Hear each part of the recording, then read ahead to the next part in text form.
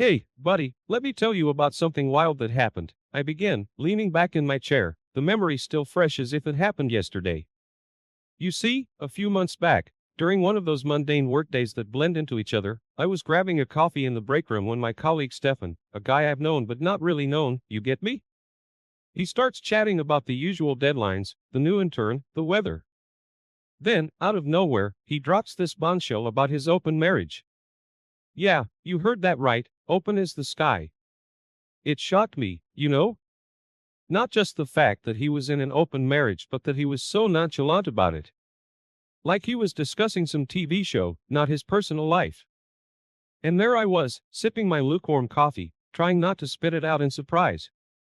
I mean, Stefan's a regular guy, the kind who wouldn't glance twice at in the hallway. And here he was, living a life straight out of some risque TV drama. But then, maybe it was the caffeine or the shock, but I found myself opening up too. I told him about my own marriage. Now, don't get me wrong, I love my wife, but let's just say our marriage has been cruising on autopilot for a while. The excitement, the thrill, that's been Mia for some time. And before I knew it, I was confessing to Stefan how I craved some spice in my life, something to break the monotony. You should have seen his face, it was like I'd given him the last piece of a puzzle.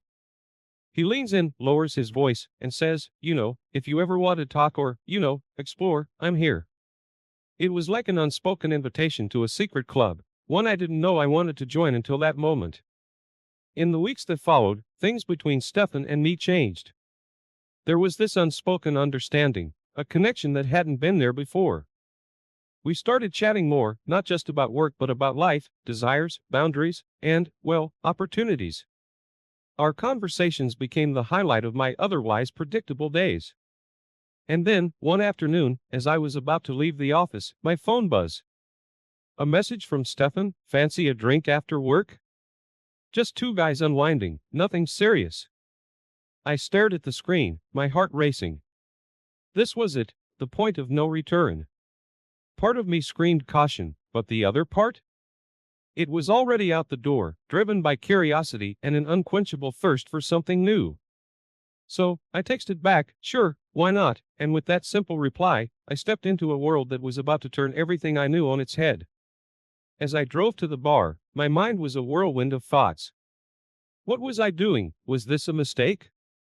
But, then, I remembered Stefan's calm, confident demeanor, how he seemed to have it all figured out.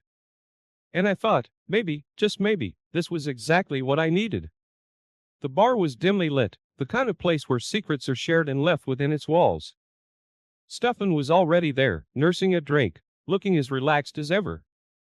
As I sat down and ordered my drink, I realized this wasn't just a casual after-work drink. This was the beginning of something, a journey into uncharted territory. And as Stefan raised his glass, his eyes meeting mine, I knew there was no turning back. Cheers, he said, to new experiences and secret invitations. And with that, we drank, the clink of our glasses echoing like a starting gun to a race I never knew I was running. You see, after that first drink with Stefan, things took a turn. I mean, they really started escalating, but not in the way you might think. It was all about the texts. Yeah, those little messages we shoot back and forth without a second thought. Initially, it was all pretty innocent. A joke here, a funny meme there, the kind of stuff you'd send to any coworker to break the monotony of the day. But as days turned into weeks, the nature of our texts started to shift. It was subtle at first, like a gentle nudge towards something more.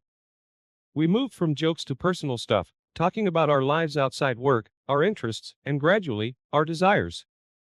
And man, let me tell you, words can be powerful. We were like two authors of our own little private novel, each message adding a line, a paragraph, a chapter to this story we were weaving. Every ping of a new message sent a jolt of excitement through me. What had he written now? What was I going to say back? It was like a game, each of us pushing the boundaries a little further with every exchange. Then, one evening, as I'm lounging on my couch, phone in hand, a message from Stefan pops up. It's different this time, more direct, more daring. He's hinting at fantasies, at things he's never done but wants to try. And I'm there, heart pounding, fingers hovering over the keyboard. Part of me is hesitant, But another part, a growing part, is intrigued. So, I dive in. I reply, sharing my own hidden desires, things I haven't even admitted to myself until that moment. From there, it's like a floodgate opens. Our texts become more frequent, more explicit. We're sharing fantasies, what ifs, maybes. It's exhilarating and terrifying all at once. I find myself waiting for his messages, anticipating the thrill of reading his words and crafting my replies. It's not just about the content of the texts. It's the underlying tension, the unspoken question hanging in the air, will we move beyond words? But neither of us is ready to voice that question yet. It's like we're dancing around a fire, feeling the heat but not daring to get too close. And it's not just at night. We're texting at work, sneaking glances at our phones, sharing secret smiles across the office. It's like we're in our little world, a world where the rules of our regular lives don't apply. But with every text, with every shared secret and fantasy, I feel myself getting more entangled in this web we're weaving. It's intoxicating, this game of words and desires. But deep down, I know games like this can't go on forever. Sooner or later, something's got to give, and part of me is scared to find out what that something is. Yet, I can't stop. I don't want to stop. Stefan's texts have become a highlight of my day, a thrilling escape from the mundane. And as we push the boundaries further, I start to wonder where this is all leading. Are we heading towards something real, something tangible? Or is it just a fantasy, a fleeting escape that'll vanish like smoke? Hey there, dear readers. I hope you're as hooked on this journey as I was living it. Before we dive into the next chapter of this roller coaster story, I've got a small favor to ask. If you're enjoying this tale of love, adventure, and unexpected twists, how about showing some love? Hit that like button to let me know you're on board. It's a simple click for you, but it means the world to me. It's like a virtual high five, telling me to keep the stories coming. And hey, why stop there? Go ahead and hit subscribe, too. Trust me, you don't want to miss what's coming up next. Subscribing will keep you in the loop, so you're always the first to know when a new chapter drops. Plus, it's a great way to support this storyteller on his quest to keep you entertained. So, take a quick second to like and subscribe. Done? Awesome. Now, buckle up and let's jump back into the story. The next chapter's waiting, and trust me, you don't want to miss a beat of what's coming up next. So, this morning, right? Just a regular day at the office, or so I thought. I'm standing there by the coffee machine, trying to wake myself up with that first caffeine hit. It's the usual scene, the hum of the machine, the faint chatter from the cubicles. Nothing out of the ordinary. But then, Stefan walks in. Now, remember all those texts we've been exchanging? Yeah, it kind of changed the game between us. There's this electric current of anticipation whenever we're near each other now. So, he comes over, casual as ever, but with this glint in his eye. We exchange the usual good mornings, a bit of small talk about the latest project. But the whole time, there's this tension, thick enough to cut with a knife. I'm pouring my coffee, trying to act nonchalant, when suddenly, he does it. In a move so swift and bold it takes my breath away, Stefan leans in and plants a kiss on me. It's quick, barely a few seconds, but man, it's intense. Like a bolt of lightning straight to my core. I'm stunned, coffee halfway to my lips, as he pulls away. He gives me this sly smile, a twinkle in his eye, and then just walks away like nothing happened. And I'm left there, park racing, mind spinning. Did that really just happen? In the middle of the office, no less? For the rest of the day, I'm buzzing. I can't focus on my work, can't shake the feeling of his lips on mine. It's like he's ignited something inside me, something wild and reckless. I keep replaying the moment in my head, each time feeling that jolt of electricity. It's crazy, the effect a single kiss can have. It's like we've crossed a line, stepped into new territory, and there's no going back now. I find myself glancing at him throughout the day, our eyes meeting in silent acknowledgement of what happened. And the texts? They take on a new intensity after that. We're bolder now, more open in expressing our desires. The kiss has opened a door, and we're both eager to see what's on the other side. But it's not just lust. There's this connection, this understanding between us that's hard to put into words. It's like we're on the same wavelength, riding the same wave of excitement and anticipation. As the day winds down, I find myself reluctant to leave. The office has become a charged space, a place of secret glances and unspoken promises. But eventually, I have to go home, back to my regular life. Driving back, I can't help but smile to myself. Stefan's sneaky kiss has turned an ordinary day into something extraordinary. It's a reminder of unpredictability of life, of the surprising turns it can take when you least expect it. But there's also a part of me that's wary. We're playing with fire, Stefan and I, and as thrilling as it is, I can't help but wonder if we're going to get burned. So, I head home, the memory of the kiss still lingering on my lips, a promise of more to come. And I know, deep down, that this is just the beginning. There's no telling where this path will lead us, but one thing's for sure, it's going to be one hell of a ride. You see, after that electrifying kiss at the office, Stefan and I were like two magnets drawn to each other. And then comes the text, that one message that changes everything. It's late evening, just a regular Tuesday, or so it seems. I'm lounging on the couch, half watching some show on TV, when my phone buzzes. It's a message from Stefan, and man, it's like something out of a spy novel. Need me tomorrow, parking lot by the old sports field, 8 p.m., don't be late. I mean, talk about cloak and dagger, right? My first reaction? It's a mix of excitement and nerves. A secret rendezvous, really? It sounds so clandestine, so forbidden. But that's the thrill of it, isn't it? The secrecy, the sneaking around. It's like we're characters in our own little thriller. So, the next day rolls around, and I'm a bundle of nerves. All day at work, I'm distracted, my mind racing with thoughts of the evening. What's going to happen? Is this really a good idea? But there's no backing out now. The curiosity, the desire, it's too strong. I leave work, and the drive to the sports field feels surreal, like I'm floating outside of my body. My heart's pounding in my chest, a drumbeat of anticipation.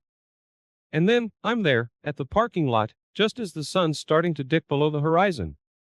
The lot's nearly empty, just a few scattered cars, and there, under the glow of a flickering street lamp, is Stefan's car.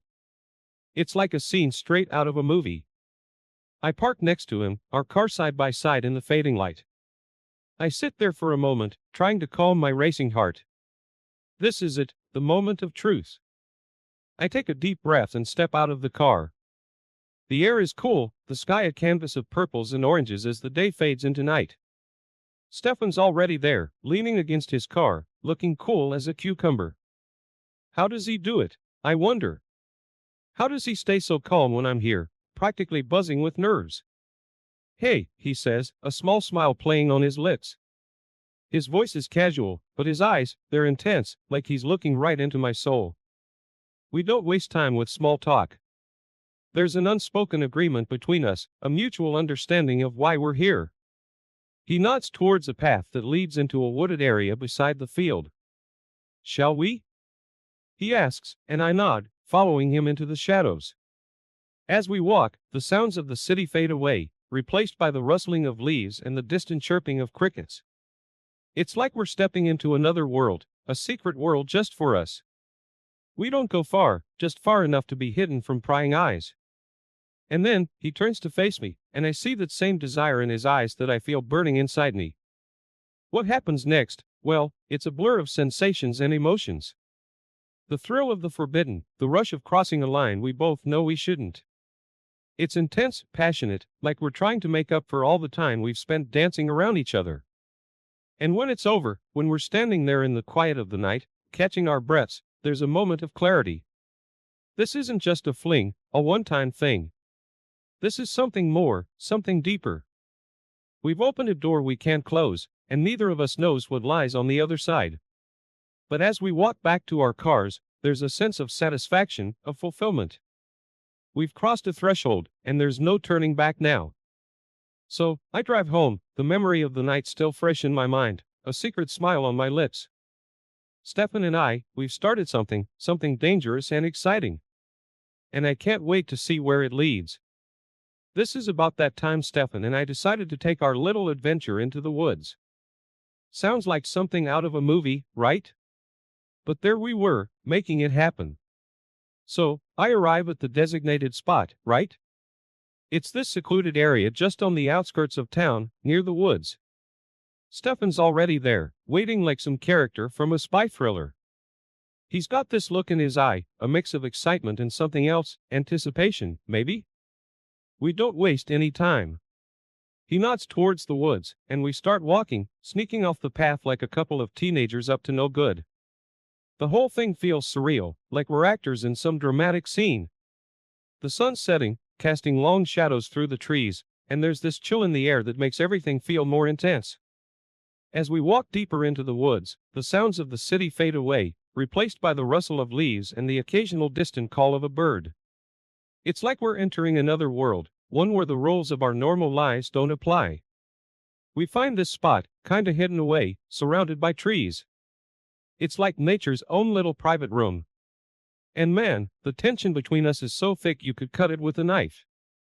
We're both aware of what's about to happen, but there's this unspoken agreement to not rush it. We start off slow, just talking, but even our words are charged with this energy, this unspoken desire. And then, without warning, things escalate. It's like a dam breaking, all that pent-up tension and longing just flooding out. The next thing I know, we're all over each other. It's wild, intense, like nothing I've experienced before. There's this sense of freedom, of being completely uninhibited, surrounded by nothing but nature. And Stefan, he's right there with me, matching my intensity, my passion. It's not just physical, though. There's this deep connection, like we're in sync, understanding each other's needs without words. The thrill of the forbidden, the excitement of the new, it all combines into this electric experience that's hard to describe. But as intense as it is, there's also this undercurrent of fear. Fear of being caught, fear of the consequences. It adds to the thrill, sure, but it's also a stark reminder of the reality waiting for us outside these woods. Afterward, as we're catching our breaths, sitting there amidst the fallen leaves and the quiet of the forest, there's this moment of clarity. We've crossed a line, gone beyond a point of no return. What does this mean for us, for our lives outside these woods? That's the question hanging in the air, unasked but heavily present. We make our way back to the path in silence, each lost in our thoughts. The walk back to the car feels like a return to reality, to the world we left behind when we stepped into the woods. As I drive home, the whole experience feels like a vivid dream. But it's a dream that's left its mark, a memory that's etched deep into my being. Stefan and I, we've ventured into uncharted territory, and there's no map for what comes next. The memory of it still sends shivers down my spine. So, there we were, Stefan and I, lost in the moment in the woods, right? Everything's intense, passionate like we're in our own little world. But then, suddenly, reality crashes in. We're in the thick of it, right, completely wrapped up in each other, when I hear this sound. It's subtle at first, just a slight rustle, like a whisper through the trees. I try to brush it off as just the wind or some animal. But then, there's a clear, unmistakable snap like a branch breaking underfoot. Instantly, it's like cold water's been thrown over me. My heart, which was racing with excitement a moment ago, is now pounding with panic. I freeze, and I can feel Stefan tense up too. We're both motionless, our eyes locked, listening. For a moment, there's nothing but the sound of our own breathing, heavy in the quiet of the woods. Then, another rustle, closer this time. My mind's racing a mile a minute. Are we caught? Is someone watching us? The thought sends a wave of panic through me. All the possible consequences start flooding my mind. What if it's someone from work? What if it's the police? Hell, what if it's a freaking bear? Stefan's the first to move. He whispers, "Stay here," and starts to move cautiously towards the sound. I'm left there, heart hammering in my chest, trying to control my breathing. Every rustle of the leaves, every snap of a twig feels amplified, like the woods are closing in on me. Minutes pass, but they feel like hours. I'm trying to prepare myself for the worst. What's our story if we're caught? How do we explain this? Then, Stefan's back, and the look on his face is a mix of relief and amusement. False alarm, he says. It's just a deer, he laughs it off, but I can tell he was scared too. But that moment, that stare, it changes something.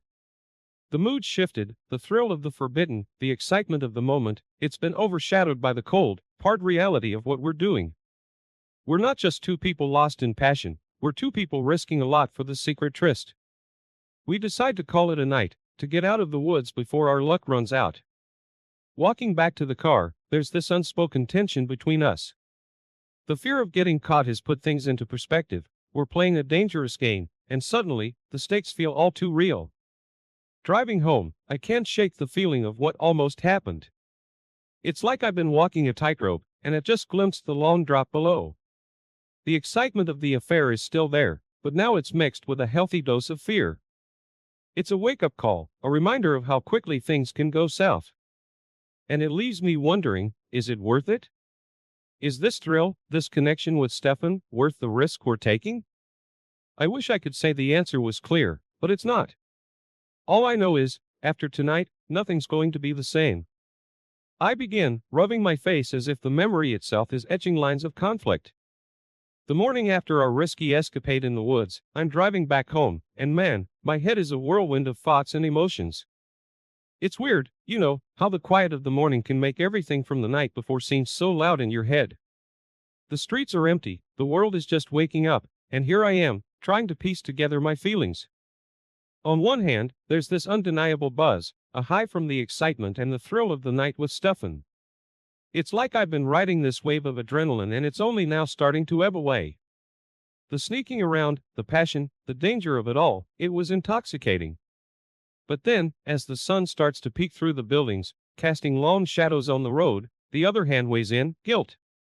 It creeps in slowly, like a tide, filling up all the spaces that the excitement left behind. Guilt about my wife, about the double life I'm leading, about the risks I'm taking.